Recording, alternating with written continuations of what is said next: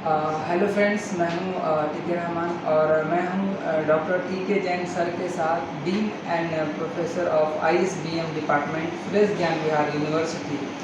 Sir, मैं एक workshop कर रहा हूं 16 एंड 17 ऑफ अप्रैल को, जो कि होगा 21st century skill development for students के लिए। सर, आपका क्या होगा कि आप स्टूडेंट्स को कुछ गाइड कर पाएँ, उनके लिए कैसे बेनिफिशियल रहेगा, ज़रा बता दें। I have seen the brochure designed by Mr. Rahman. It is indeed very useful for every student. He has included all those things which every business school student should have. His topics include preparation for interviews, learning about Excel, how to use MS Excel in decision making, improving communication skills, personality development. These are the topics that must be there in any finishing school program.